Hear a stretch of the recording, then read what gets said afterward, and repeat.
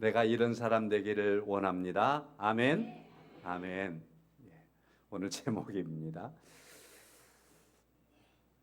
제가 이렇게 평가를 하면 사도 바울이 저더러 아니야 그럴 것 같다는 생각이 들지만 제가 좀 무리하게 성경을 바라보면서 이렇게 정리를 좀 해보았습니다. 사도 바울이 가장 사랑하는 교회가 어떤 교회였을까? 이렇게 제가 사도 바울에게 가장 사랑하는 교회가 어떤 교회였습니까? 라고 질문한다면 사도 바울이 아니야 너는 질문이 틀렸어 그럴 것 같은데, 그럼에도 불구하고 제가 성경을 읽고 바울 서신을 읽고 그러면서 생각하기를 사도 바울이 가장 사랑하는 교회, 이게 성경 안에서 나타나는데 성경을 읽는 사람으로서 볼 때는 빌립보 교회였겠다라는 생각을 합니다. 또 사도 바울을 가장 사모하며 사도 바울에게 계속 사랑의 표현을 하고 있는 교회가 어떤 교회였을까라고 하는 생각을 해보면서 그 교회도 역시 빌립보 교회는 그 어떤 교회보다도 사도 바울을 깊이 많이 사랑하는 교회였다, 이렇게 말하고 이렇게 평가할 수 있을 것 같습니다. 제 입장에서는요. 사도 바울이 제가 이렇게 평가한다면 더 성경 잘못 봤지 않았을까? 혹시나 그럴지 모르겠지만 제 생각에는 빌립보 교회를 사도 바울이 가장 사랑한 것 같아요. 그리고 빌립보 교회는 사도 바울을 어느 교회보다도 사랑했던 이 두 서로 관계가 서로 가장 사랑하는 관계로 드러나는 모습들을 성경을 통해서 만나보게 됩니다. 사도 바울은 이렇게 말하겠죠. 야, 모든 교회는 내가 얼마나 사랑하는데, 그 교회를 위해서 내가 일생을 살아왔는데 어느 교회만 사랑한다고 그렇게 어느 교회를 더 사랑한다라고 말해버리면 되겠느냐? 그럴 것 같은데, 그럼에도 불구하고 성경을 통해서 나타나는 바울의 서신들 속에서 빌립보 교회에 대한 관심은 굉장히 깊었습니다.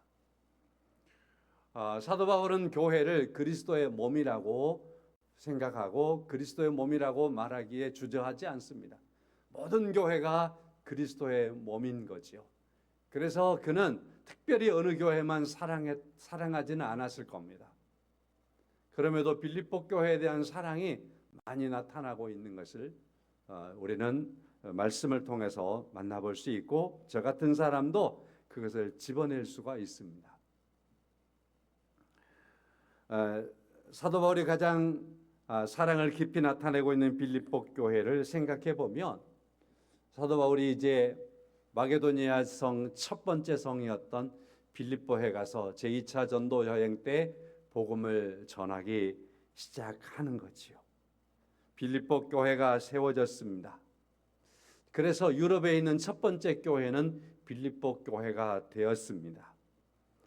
오늘 5절의 말씀에도 보면은 너희가 첫날부터 이제까지 복음을 위한 일에 참여하고 있기 때문이라 라는 표현을 하고 있습니다. 사도 바울이 사도행전 16장 17장 부분에서 나타나는 빌립보에 가서 교회를 개척했던 그 첫날부터 5절 말씀에 이제까지, 여기서 이제까지는 지금 빌립보서를 기록하고 있는 이 순간까지겠지요. 사도 바울은 지금 빌립보서를 로마 감옥에서 기록하고 있습니다.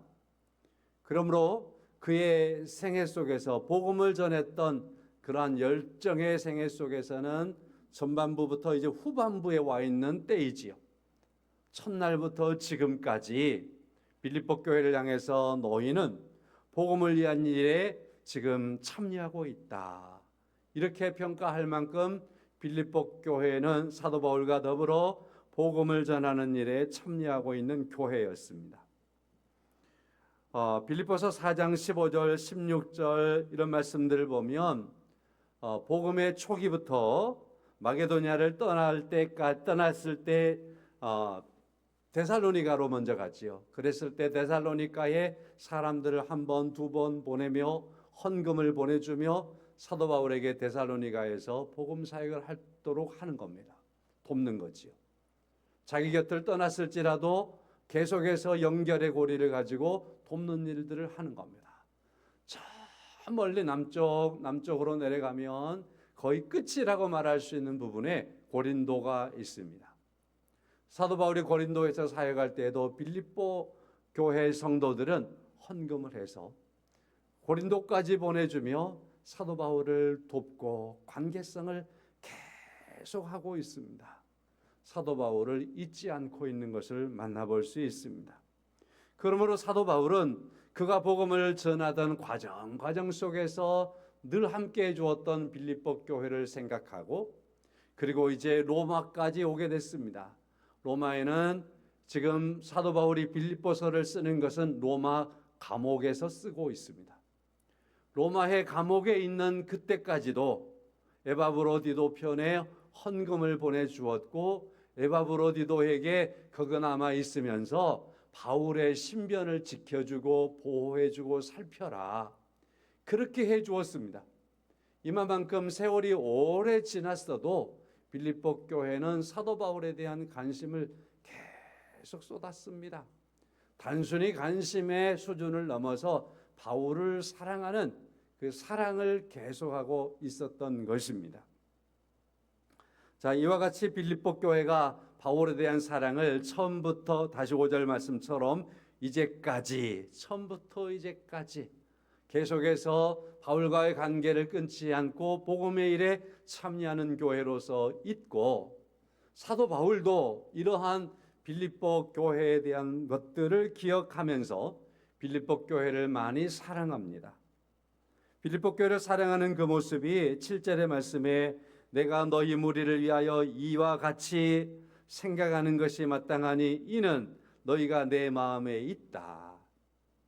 사도 바울은 늘 빌립보 교회 성도들, 빌립보 교회를 향해서 너희는 내 마음에 있는 교회다. 너희는 내 마음에 있다. 여러분, 살아가면서 내 마음에, 자신의 마음에 누가 있습니까? 사랑하는 사람이 있는 거 아닙니까? 아끼는 사람이 있는 거겠지요? 아끼는 사람이죠. 귀하게 여기는 사람이 우리 안에 있습니다. 그 귀하게 여기는 내 안에 있는 그 사람을 많이 사랑하셔서 그 사랑으로 행복하시기를 축원합니다. 자, 이와 같이 사도 바울의 마음에 있는 교회였으며 더 나아가서 7절 하반절의 말씀에 보니까 나의 매임과 복음을 변명함과 확장함에 너희가 다 나와 함께 은혜에 참여한 자가 됨이라. 빌립보 교회를 향해서 당신들은 나와 함께 하나님의 은혜에 참여하는 교회입니다. 라고 평가를 하지요. 오늘 제목이 있는 8절의 말씀은 이렇습니다. 내가 예수 그리스도의 심장으로 너희 무리를 얼마나 사모하는지 하나님이 내 증인이시니라. 사도 바울이 빌립보 교회를 사랑하는데 그 사랑의 표현을 이렇게 하고 있는 거예요. 내가 내 심장으로 사랑합니다. 당신들은. 이 표현은 빌립보 교회를 향해서만 사도 바울이 썼습니다. 자, 그래서 제가 감히 얘기하는 거예요. 사도 바울이 모든 교회를 사랑하고 모든 교회가 하나님의 교회고 모든 교회가 그리스도의 몸이라고 하는 걸 사도 바울이 분명하게 말합니다. 그리고 모든 교회를 사도 바울이 너무너무 사랑합니다. 그리고 사도 바울은 교회를 세우는 데 있어서 몸과 삶을 다 바쳤습니다. 심지어는 오늘 오후부터 보게 되는 골로새서와 같은 골로새 교회는 골로새에 있는 그 교회는 사도 바울이 가보지도 않았어요. 그 교회 성도들을 만나보지도 않았어요. 그럼에도 불구하고 그 교회 성도들에게 편지를 쓰면서 그들의 삶을 주의하도록 잘 정리해 주는 걸 만나볼 수 있습니다. 흠뻑 사랑을 쏟아내는 거지요. 그들의 영혼이 잘못될까 봐서. 이와 같이 사도 바울은 자신이 개척하지 않았어도 그 교회 성도들을 만나보지 않았어도 누군가에게 어디에 교회가 있는데 그 교회 성도들이 열심을 다하려고 하는데 이단과 시험에 빠져든 사람들이 있습니다라는 소리를 들을 때 그게 안타까워서 편지를 로마에서 말이죠. 그 편지를 써서 보낼 만큼 어떤 교회든지 사도 바울은 그렇게 사랑했습니다. 그러나 빌립보 교회를 향해서는 사도 바울이 말합니다. 나는 당신들을 처음부터 끝까지 나와 함께 해준 당신들을 나는 사랑하는데 내가 나의 심정으로, 나의 심장으로 사랑하고 있습니다 라고 표현하고 있습니다. 저는 오늘 본문의 말씀을 준비하면서 이 제목이 저를 얼마나 짓눌렸는지 몰라요. 왜냐하면 내가 이 땅에 있는 모든 교회들을 얼마나 사랑할까? 바울만큼만 사랑할 수 있다면 설교가 오늘 은혜가 되겠는데 제목은 잡아놓고 설교 준비를 해가는데 이게 저를 짓누르는 거예요. 심지어는 우리 애안교회를 내가 얼마나 사랑하는가 그 생각을 해보는 거예요. 자, 그래서 바울이 고백하는 것처럼 그리스도의 심장으로 사랑하고 우리 성도님들을 내가 그리스도의 심장으로 사랑하고 있는가 이걸 생각해 보는 겁니다. 그럴 때마다 제 마음속에 죄송하다는 생각이 많이 들지만 그러나 나도 회복하고 여러분도 회복해야 될 중요한 부분들이 이 부분이기 때문에 말씀을 드려야 되겠다라는 겁니다. 우리는 교회를 그리스도의 심장으로 사랑해야 할 줄로 믿습니다.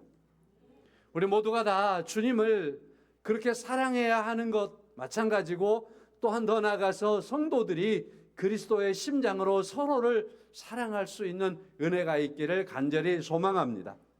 저를 위해서도 기도해 주시기를 바라요. 우리 한교회와 여러분을 제가 사랑할 때 그리스도의 심장으로 사랑하는 그 사랑이 날마다의 삶 속에서 있기를 위해서 기도해 주시기를 바랍니다. 그리스도의 심장, 여기는 이제 헬라어로 썼거든요. 사도 바울은 이런 측면에서 굉장히 뛰어난 사람이에요. 그래서 헬라어로 심장이라고 하는 말을 쓰는 거예요. 헬라 사람들은 철학적이에요. 굉장히 감성적이에요. 그래서 그 무엇을 생각해도 깊이 생각해서 내면적인 이야기를 하고 싶어 해요. 사랑이라고 하는 이 심장이라고 하는 말을 사도 바울이 끌어와서 이 헬라권에 있는 이 빌립보 교회를 향해서 내가 당신들에 대하여서 사랑하기를 그리스도의 심장으로 사랑합니다. 이렇게 표현을 해주는 겁니다. 이 심장이라고 하는 것은 우리의 몸, 고대에는 의학이 많이 발달하지 않았기 때문에 뇌 구조라든지 우리 사람의 인체에 대한 구조들을 다 알지는 못하죠. 그래서 어떠한 그 사람에 대해서 깊은 어떤 이성적인 측면 이런 것들을 또 생각하고 철학자들이 깊이 묵상하는 과정 속에서 사람의 가장 기쁨이 무엇일까라고 생각할 때 그들은 뇌라는 생각은 아직 못했어요. 심장이라는 생각이 가장 깊었어요. 심장이라는 말이 내 마음속 깊은 곳에서 나의 모든 것을 다해서 모든 사랑을 다 드러내서 나의 감성을 다 넣어서 사랑한다라는 표현을 할 때에 심장이라고 하는 표현을 썼어요.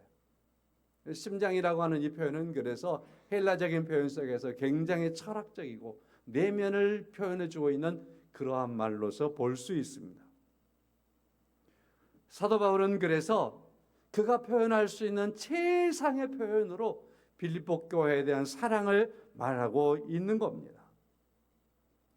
자, 이 표현은 그러므로 단순히 빌립보 교회가 자신에게 지금 첫날부터 지금까지 계속해서 연락을 끊지 아니하고 헌금도 시시때때로 보내주고 또 보내주고 잊어볼만 하면은 또 기억해가지고 또 사람을 보내주고 그래서 자신에게 빌립보 교회가 무언가를 드러내주고 나타내주고 했기 때문에 이 빌립보 교회를 사랑하는 게 아니라 여기서 심장으로 사랑한다라고 하는 이 심장의 표현은 그 이상입니다. 그 이상. 누가복음을 보면 우리가 잘 아는 것처럼 그 소위 탕자의 비유 이야기가 있지 않습니까? 거기에 두 아들이 있습니다. 두 아들이 있는데 한 아들은 집에 남아 있고 한 아들은 많은 것을 가지고 멀리 떠나가 버렸습니다. 자, 그래서 멀리 떠나가 버렸을 때에 아버지가 이제 그 아들들에 대한 생각을 이렇게 하고 살아가는 거예요. 특별히 집을 나가버린 아들, 탕자. 그 아들을 아버지가 늘 생각하는 겁니다. 아버지의 마음을 막 조여오는 겁니다. 이 아들을 생각하면 밤잠을 이룰 수가 없는 거지요. 이 아들을 생각하면 눈이 저 멀리에서 집을 향해서 오지 않을까 생각하면서 늘 그의 마음뿐만 아니라 그의 눈빛이 저 멀리 아들이 올 만한 길을 날마다 쳐다보면서 시간을 보내고 날들을 보내는 겁니다. 왜 그럴까요? 이 둘째 아들이 아버지에게 해준 게 뭐 있어요? 둘째 아들은 오히려 아버지의 마음을 아프게 하고 아버지의 재물을 갖고 떠나버리는 아들이지 않습니까? 근심과 걱정만 놔두고 가버리는 아들이지 않습니까? 그럼에도 불구하고 아버지가 이 아들을 그렇게 생각하는 건 무엇 때문입니까? 이 아들이 아버지에게 무언가를 해주었기 때문이 아니고 자기의 아들이기 때문에 있는 그 자체, 아들이라고 하는 그 자체가 아버지의 사랑이 되는 거예요. 아버지가 사랑하는 그 대상이 되는 거예요. 그가 돌아올 때 야, 내가 너 죽은 줄 알았는데, 너가 죽은 줄 알았는데 살아왔다.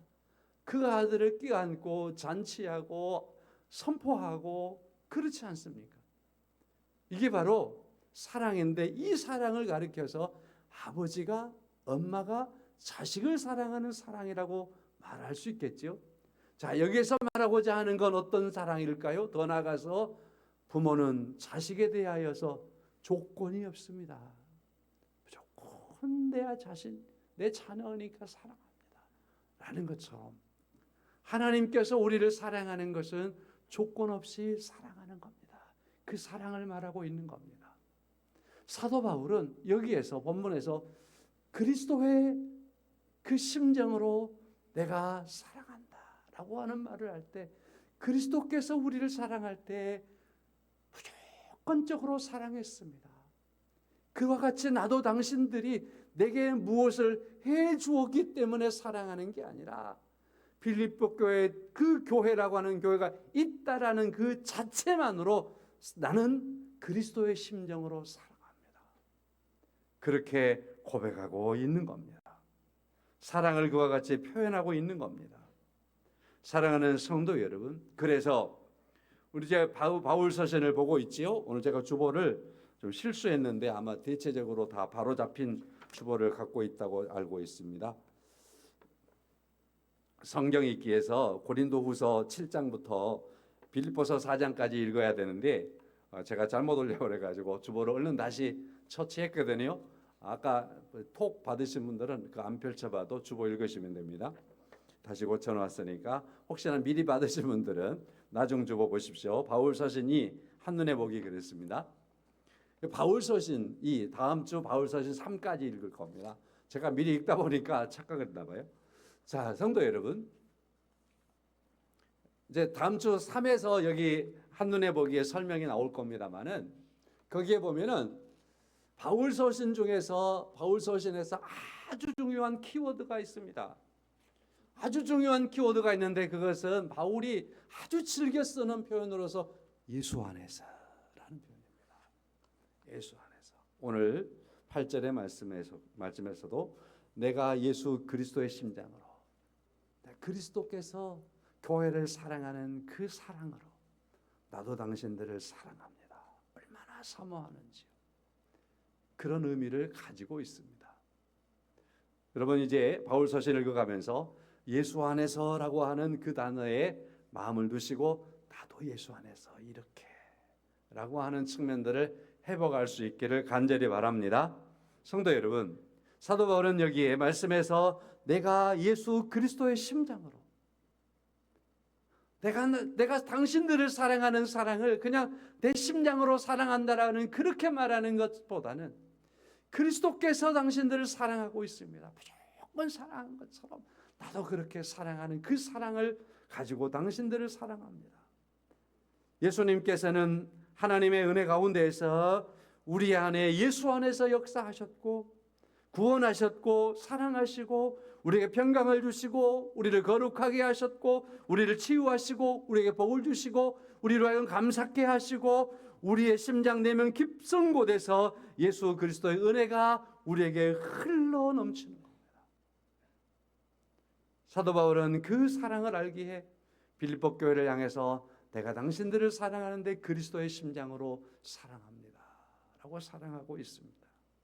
성도 여러분, 가족을 사랑하시지요? 우리가 사랑하는 그 누군가에 대해서 이번 주간에 살아가면서는 내가 사랑하는 가족, 내가 사랑하는 이웃, 내가 사랑하는 교회, 내가 사랑하는 교회에 대해서 그 사랑을 하나 승급을 시켜보시기를 바랍니다. 예수 그리스도 안에서, 그리고 그리스도의 심정으로 사랑할 수 있는 은혜가 있기를 축원합니다. 남편을 사랑하십니까? 그리스도의 심정으로 사랑하시기를 바랍니다. 자녀들을 사랑하십니까? 그리스도의 심정으로 사랑하시기를 바랍니다. 여러분이 남편을 사랑하고 아내를 사랑하고 자녀를 사랑하는 게 지금 잘못됐습니다라는 얘기를 하는 게 아닙니다. 우리가 그렇게 사랑하지만 그 사랑을 그리스도의 심정으로 사랑하는 그 사랑을 우리가 또 가져야 합니다라는 겁니다. 하나님은 우리에게 그렇게 그리스도의 심정으로 사랑할 수 있는 은혜를 여러분과 저에게 허락하여 주었으니까, 그게 복이니까 이 부분을 회복할 수 있기를 간절히 원합니다. 짐 엘리엇이라고 하는 선교사가 있었습니다. 그분의 아내는 엘리자베스 엘리엇입니다. 짐 엘리엇은 선교로 갔다가 선교를 마저 다 하지 못하고 죽었습니다. 친구들 4명과 함께 그가 선교하러 에콰도르 와도다니 부족에게 갔습니다. 에콰도르라고 하는 곳에. 그곳에 가서 선교를 하기 위해서 먼저는 비행기로서요 많은 선물들을 가지고서 이 부족들에게 가서, 부족들이 아직 사람을 접촉해 보지 않았어요. 문화를 몰라요. 인간들을, 다른 외부 사람들을 안 만나봐서. 그리고 이 사람들은 당시 1950년대인데 지금부터 70년 전인데 이때까지 이 사람들은 식인종이었어요. 외부 사람들을 만나면 잡아먹는 식인종이었어요. 자, 그런데 이 사람들에게 전도하기 위해서 짐 엘리엇과 그의 친구들은 학교를 다니면서부터 계속 기도하고, 그리고 에콰도르에 있는 이 아우다니 부족에게 말씀을 전하고 그들을 전도하기 위해서 뜻을 두고 있다가 그들이 이제 실천에 옮기는 거예요. 그래서 비행기로서 이 부족들이 살고 있는 곳 하늘을 나르면서 많은 선물 보따리를 던져주는 겁니다. 자주 던져주는 거예요. 계속해서 던져주고 또 던져주고 던져주는 겁니다. 이렇게 해서 세월과 반복이 계속됐습니다. 짐 엘리엇과 그 동료들은 이제는 저 사람들이 우리가 비행기에서 손은도 흔들고 이와 같이 많은 물건도 선물도 주었고, 그들이 선물이 떨어지면 막 하늘에서 뭐가 떨어지니까, 하늘에서 금 떨어지는 거잖아요. 그래, 처음 보는 걸 막 떨어지니까 큰 소리 나는 새가 와가지고 이상한 새가 와서 막 떨어지고 가니까, 자, 그래서 그것들이 반복이 돼서 이 식인종들이 어느 만큼 이제 우리를 받아들이겠지 싶어서 이 5사람의 선교사가 에콰도르 이들이 있는 곳에 들어간 거예요. 그런데 이들이 그 외부 사람들을 만나자 그들에게 마음을 열지 않고 역시나 짐 엘리엇과 그 네 친구들을 5명의 선교사를 창으로 찔러서 죽여버리는 겁니다. 시간이 지났습니다. 그의 아내였던 엘리자베스 엘리엇이 짐 엘리엇의 친구였던 네이트 세인트라고 하는 사람의 그 누이와 함께 그들에게 전도하기로, 다시 이 식인종, 자기 남편을 죽였던 그곳에 들어가서 전도하기로 마음을 먹고 기도하고 준비를 합니다. 그리고 진짜 전도하러 들어갑니다. 전도하러 들어가서 그들을 변화를 시킵니다. 하나님의 말씀으로 그들을 깨웁니다. 그래서 엘리자베스 엘리엇이 영광의 문을 통하여라고 하는 글을 썼고, 이것이 영화로 제작이 되었고, 그 영화 우리나라는 창끝에서라고 하는 영화가 있습니다. 창끝에서. 자, 그런데 이 영화를 보게 되면 자기 남편을 죽였잖아요. 남편이 저들의 손에 죽임을 당했어요. 아마 잡아먹었을 거예요. 사람을 잡아먹었다 이상하네. 그랬을 거예요. 그런데 그 무서운 곳에 그들의 부인과 누이가 들어가는 겁니다. 들어가서 결코 그들을 말씀으로 그들을 만나게 되고 전도하게 되고 그들의 예수를 영접하게 되고 하나님의 자녀가 되게 되고 그들과 함께 예배를 드리게 되는 겁니다. 소통이 됐을 때 그들에게 고백합니다. 얼마 전에 당신들이 비행기가 내렸을 때 그들을 강가에서 만나서 강에서 창으로 찔러 죽였던 몇몇 사람들 가운데 내 남편이 있었다. 내 남편이 있었다라는 걸 얘기하죠. 그들이 이제 마음에 사랑의 빚을 졌겠죠. 더 열심히 복음을 전할 수 있게 됩니다. 그렇게 복음을 전하는 것들에 대해서 사람들이 질문합니다. 엘리엇이 이렇게 대답을 하는 겁니다. 어떻게 그런 사람에게 복음을 전할 수 있었습니까? 라고 하는 그러한 질문이 던져졌을 때 그는 이렇게 말합니다. 그리스도의 심장이 내 안에 뛰고 있기 때문입니다. 그리스도는 내 남편을 죽인 사람도 사랑하셨습니다. 그리스도의 심장이 내 안에 뛰고 있기 때문입니다. 저는 믿습니다. 제 안에 그리스도의 심장이 뛰고 있다고 믿습니다. 왜요? 제가 저만 그러니까 식이 납니까? 여러분과 우리 모두 안에 그리스도의 심장이 뛰고 있다고 믿습니다. 혹시나 사람의 생각으로 용서할 수 없을 만큼 그 어떤 사람이라 할지라도 그리스도께서는 그 사람을 사랑하고 있다는 것을 믿습니다. 엘리엇의 고백을 저는 그대로 받습니다. 그의 고백이 진실이라고 믿습니다. 그리고 성경적으로 맞다고 믿습니다. 이 세상에서 사람들이 자기 욕심에서 물고 물리고 치고 받고 빼앗고 캄보디아에 저런 우리 장로님 기도하시던데 저런 일들을 하게 되고 우리 청년들이 그렇게 되어지고 그렇지만은 여러분 그러한 모든 문제가 국제적으로 뭘 통해서 해결할 수 있다고요? 저는 해결 온전히 안 된다고 합니다.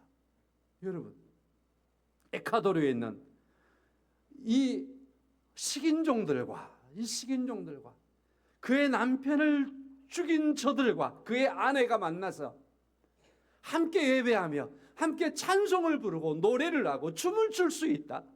이 영화의 끝에 가면은요 어린아이 하나가 그 부족의 아이들과 막 놀아요.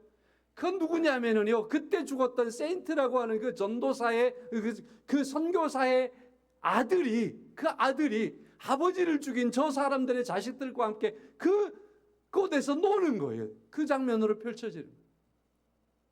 성도 여러분,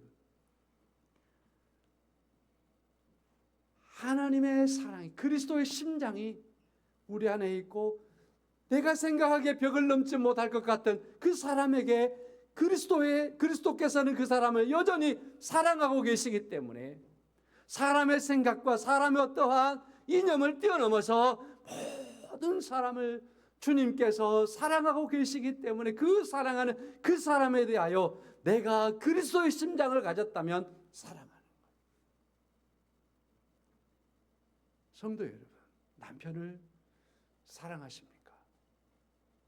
내 남편 그리스도께서 사랑하고 있습니다. 아내를 사랑하십니까? 내 아내를 그리스도께서 사랑하고 있습니다.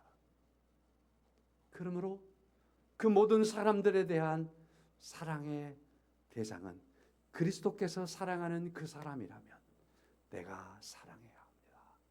그 사랑은 그리스도의 사랑으로 그리스도의 심장으로 사랑해야 하는 그러한 사랑이어야 할 줄로 믿습니다. 갈라디아서 2장 20절 말씀은 오직 내 안에 그리스도께서 사시는 것이라 말씀하고 있습니다. 이렇게 사도 바울은 빌립보 교회를 사랑했습니다. 이 사랑하는 교회를 위해서 사도 바울이 무엇을 했을까요? 지금 로마의 감옥에 있습니다. 그가 할 수 있는 게 뭐였을까요? 최선의 것은 기도였습니다. 오늘 9절부터 11절 말씀까지 세 가지의 기도를 만나볼 수 있습니다. 첫 번째, 그는 9절의 말씀에서 사랑을 지식 모든 청명으로 점점 더 풍성하게 하시기를 기도한다라고 고백하고 있습니다. 내가 기도하노라 너희 사랑을 지식과 모든 총명으로 점점 더 풍성하게 하사. 여러분 사랑하며 살지요? 오늘 여기 9절의 말씀 가지고서 그냥 이렇게 생각합시다. 나는 사랑하며 살고 있는데 오늘보다 하나님의 말씀은 여기 말씀 그대로 지식과 모든 총명으로 점점 더 풍성한 사랑을 하기를 원한다라는 것이 하나님의 뜻이다. 오늘 내가 사랑하고 있는 이것보다도 그 사랑의 지식과 총명으로 점점 더 자라서 풍성한 사랑을 하기를 원하신다. 사도 바울은 빌립보 교회를 향해서 이 첫 번째 제목, 기도의 제목을 가지고 기도했습니다. 여러분 아시잖아요.